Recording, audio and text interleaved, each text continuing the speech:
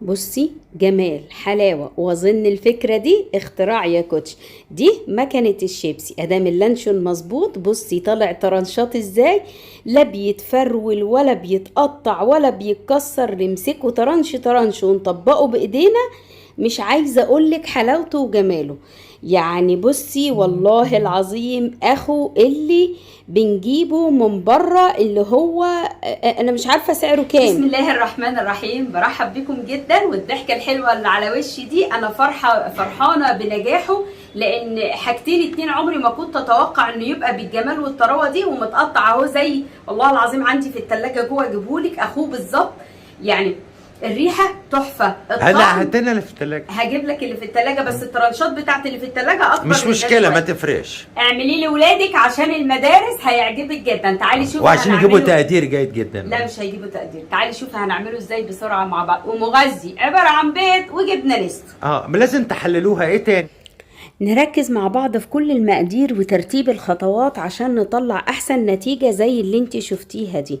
المقادير برضو هكتبها لك: 6 حتت جبنة نستو، 6 وحدات بيض، فنجان اللي انت شايفاه ده زيت، 6 معالق دقيق، معلقة فلفل اسود صغير، يعني معلقة صغيرة فلفل اسود، معلقة كبيرة بصل بودرة، معلقة صغيرة توم بودرة، نص معلقة حبهان، ومعلقة صغيرة بهارات لحمة.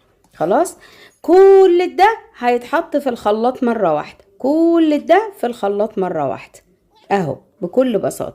دول 2 باكو مرقة فورية، مرقة دجاج فورية، اللي هي المرقة البودر دي يا جماعة ما فيهاش اي حاجة، دي عبارة عن مجموعة بهارات وتوابل ومستحلبات، يعني مكسبات طعم. خلاص، هحط كل ده في شفشق الخلاط، وهكتب لك المقادير في تعليق مثبت باذن الله وفي صندوق الوصف. ادي ال6 مكعبات جبنه نستو، تجيبيها اي نوع براحتك. وادي مجموعه البهارات اللي قلنا عليها: ملح وفلفل اسود، ده لون جل يا جماعه. الازازه الصغيره اهي دي لون جل. لو ما عندكيش لون جل هاتي من العطار لون دم غزال، بتحطي منه حاجه قد راس عود الكبريت. انا هنا معلش حطيت اللون جه مني زياده فقط لا غير، دي غلطتي الوحيده وانا صريحه جدا. السر معايا اللي بيربط لي كل المكونات دي ويديني ليها طراوة كده ونعومة: معلقة كبيرة ونص جيلاتينة على 4 معالق مية. اهي معلقة كبيرة ونص كبير جيلاتينة على 4 معالق مية، بتتباع عند العطار برضو يا جماعة الجيلاتينة البودر دي. هنسيبها مية باردة من الحنفية 3 دقايق كده، هتلاقيها تجانست، هنروح حاطينها على الخليط بتاعنا. محطيتهاش من الاول ليه يا حنون؟ انا عايزه احطها في الاخر عشان مش من كتر الضرب يعني تبقى يعني مش عارفه تبقى ايه، بس انا حطيتها في الاخر. ماشي، اعملي زي اللي انا عملته وخلاص. خلصنا الضرب كله اهو، شايفه مش هيبوظ لك الخلاط ولا حاجه، القوام بتاعه كويس جدا. جبنا كيس تلاجة، وانا بحب احطه في حاجه كده عشان ما يقعدش يميل مني شمال ويمين. حطيت نص الخليط اهو. خلاص، ظبطته كده بحيث انه يديني رول اهو، شايفين؟ قرصت عليه كده وربطت، وعن طريق الورقة الفويل اللي هلف بيها هو اللي هيظبطهولي رول. بصي ادي الورقة، بصي الضغطة اها، ضغطت الحرفين كمان عشان يديني مدور من كل ناحية. برمت بقية الكيس ولفيت الرول عليها اهو. اضغطي جامد وانتي بتلفي، هيديكي رول زي البونبونية كده. اقرصي بالحروف بتاعة ورقة الفويل اهو. نيجي للنص التاني، انا استخدمت كوباية ازاز عادي، مش هيجرى لها حاجة ما تخافيش. اي كوباية ازاز عندك تقدري تستخدميها، او برطمان، بس الكوباية افضل عشان يبقى اعرف انزلها منه. خلاص، وهغطيها وشها بستريتش، وهغطيها كمان بالفويل اهو، ورقة ستريتش كده كويسة، وهلفها. بس انا نصيحة من اختك يعني ما تمليش الكوباية على الاخر كده، لان فار منها شوية في الحلة وانا بسويه، فخليها ناقصة حوالي 2-3 سنتي كده من فوق، يكون افضل يعني اهو. وهغطي كمان بورقة فويل. لو حابة تحطي كل المجموعة دي في كيس يكون افضل. تمام. انا على فكرة انا اول مرة اعمله وما كنتش مصدقة ان نتيجته حلوة كده، فحبيت اوريهولكوا وبقولك على ملاحظاتي وانا شغالة عشان انتي تنجحي احسن مني كمان. حله غويطه كده عشان على ارتفاع البرطمان. لو انت حاطه في كوبايات، ارتفاع الكوبايه لو انت حاطه في كوبايات صغيره حطي في صينيه عادي. الميه تكون مش مغليه ومش بارده، يعني سخنه، النار شمعه. شايفه اهي، انا مش عايزه الميه تغلي عشان ما يبقاش مسلوق، انا عايزاه يستوي في السخونيه، فالميه ما تغليش. عايزه اوريكي بعد فتره كده ان انا غطيته وحطيته. شوفي الميه، هو قعد 45 دقيقه، الكميه دي قعدت 45 دقيقه. شايفه الميه مش بتغلي، الميه هي ما بتقلبش وبتفور، صمت. شايفه اهي، بيسموها ميه صمت. برته حطيته في التلاجة بعد 45 دقيقة وطلعته كده من التلاجة افتحه واشوفه. طبعا صدمني اللون لان كان نفسي يكون اللون افتح من كده شوية، فعشان كده بقولك لما تيجي تحطي اللون حطي بالراحة لحد ما توصلي للون اللي انتي عايزاه يا باشا. طبعا انا سخنت ظهر الكوباية شوية عشان تسيب، بس بصي شايفة المنظر كأنك جايباها جاهزة اهي.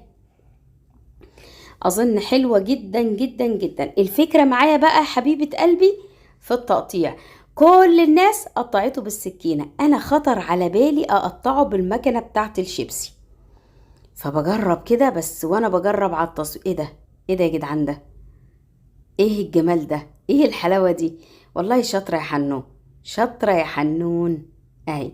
وحنون حنون، انا حر، انا بدلعها، محدش ليه دعوة. اللي مش عاجبه يدلعها ما يقولش يا حنون، قول يا استاذة حنان زي بعضه، انا راضية. انا راضية وقلبي مسامح. شايفين الجمال؟ بصوا اهو، حبيت اوريكم التقطيع كده مباشر دايركت، عشان طبعا لو اللانشون مش مقاديره مظبوطة عمره ما هيقطع كده، هيفرول معايا، عمره ما هيديني الترنشات كده بالشكل ده، الليونة والطراوة. عايزة اقولك الريحة بقى ما توصفتش، الريحة ما توصف. شايفة الرقة، شايفة الرقة يا رقي انت يا جميل، شايفة اهو. يلا هتجربي يا زوزة النهاردة، هتجربي. قلتي ايه؟ ها بس يا محمد خدها كلها. عايزة افتح لكم كمان اللي كان في الكيس اهو. يعني هو مش منضبط قوي زي اللي كان في الكوباية، بس مش هيبان لما هنقطعه طرنشات لان عدم الانضباط من بره، لكن من جوه شرايح ودواير عادي جدا اهو. ده والله اللي كان في الكيس. ربنا شاهد عليا ان انا بتعامل معاكم بمنتهى الصدق والامانه، اقسم بالله منتهى الصدق. انا اللون جه مني زياده، قلت جه مني زياده فتحيه شويه. دول اول طرنشين طبعا ما بيبقوش مظبوطين. نبدا بقى يا باشا اهو اهو، شايفين نعومه وطراوه. بس انت لما هتعمليه مش هتقطعيه كله، هتقطعي الكميه اللي انت عايزاها وتكيسي الباقي في كيس كويس وتشيليه في التلاجة على الرف. كل لما تعوزي تعملي سندوتشات او تتعشي او تعملي اي حاجه هتطلعي تقطعيه طرنشات كده. اظن ما حدش قالك على الفكره دي قبل مني، صح؟ لو انت وصلتي لحد هنا وشفتي الفكره دي، يلا سيبي لاختك حنونه لايك وكومنت لو سمحتي. نروح ننده الشيف بقى عشان كان عمال يتحداني. اصل الوصفه دي اصلا بتاعته يا جماعه، يعني اول واحد عملها في التلفزيونات هو، ومفيش مشكله. يلا ماشي نروح نندهله بقى عشان يجي يشوف القصه دي ايه ويقول لنا ايه. حبايبي لازم تجربوه بإذن الله. بسم الله الرحمن الرحيم، واهلا بيكم. بمناسبه المدارس طبعا الساده الافاضل كل سنه كل دخلة مدارس يعملوا دي، وكل مولد نبي يعملوا دي. عاملين زي بصراحه، ما انا كده اما اشوف واخد لحمه قد ايه ده يا هانم؟ ولا فتفوت حتى ده ولا فتفوت. بص المنظر، بص المنظر. مين اللي قالك على فكره الكوبايه؟ ايه مش فاكره. مين اللي قالك؟ قولي والله العظيم ما فاكره. مش فاكره وخلاص من غير حلفان، ده ايه هم. روح يا شيخ يا الميه تفضل قطعه. حرام عليك يا جماعه. بصوا انا مش عارفه طبعا. عايز تجرب صح؟ لا سيمبا كل منه. ايه رايك؟ يا لهوي على، استنى على مهلك بقى شغال يا باشا يا باشا. بيفكرني بالصابون بتاع خلاص أمي. كفايه هتخلصها. بالصابون بتاع امي ما كنت ببشره. ماشي.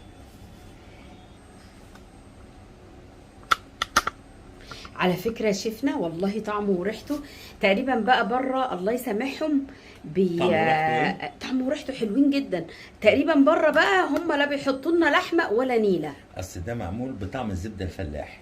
على فكره والله العظيم ده بيغشونا، ولا بيحطوا لنا لحمه ولا نيله اهو. نعم ليه بتتعالي عليا في الكلام؟ فين التعالي ده؟ انا عمري ما انا بص اتعالي. انا هقول لك اسمع الكلام بقى. محمود مين اول واحد على الميديا كلها عمل اللانشون بالغش ده بالجبنه والدقيق ما كانش والبيض؟ بالغش، مهندسه سناء قالت لي على طريقته وجربته وطلع مظبوط وحلو. اول واحد مين؟ يعني تقصدي ان المهندسه سناء غشاشه؟ لا انا بس المهندسه سناء على عيني وعلى راسي، انا ما شفتهاش بتعمل. تقصدي مين؟ انت اول واحد عملته وطلع كده، ومن وراك بقى انا ايه؟ غشاش ما عنديش ضمير. لا ومن وراك، لا إله من إلا وراك الله. كل القنوات يعني سواء يوتيوب او ميديا يعني او اي حاجه ماشي، يعني او أنا- سوشيال ميديا. يعني انا غشاش ولا ايه؟ فانا عملت زيك بصراحه، انا ما كنتش مصدقه انه هيطلع انت كده. غشاشه وما عندكيش ضمير.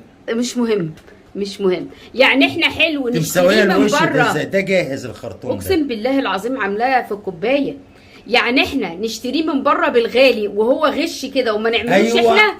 حلو العنوان ده. انتوا عارفين الكيلو بكام؟ ثواني عليا بقى، بلاش تشتريه من بره بالغالي وتعالي اقول لك عليه. حماتي قالت لي امبارح. لا جوزي قال لي والله الحمد لله العظيم انا حماتي جوزي قال لي. ماتت. حماتك الله يرحمها. جوزي قال لي. لي. بتمنى تكون الوصفة عجبتكم، وبتمنى تجربوها وإن شاء الله تنجح معاكم، تديكم نتيجة أحلى من دي كمان. السلام عليكم.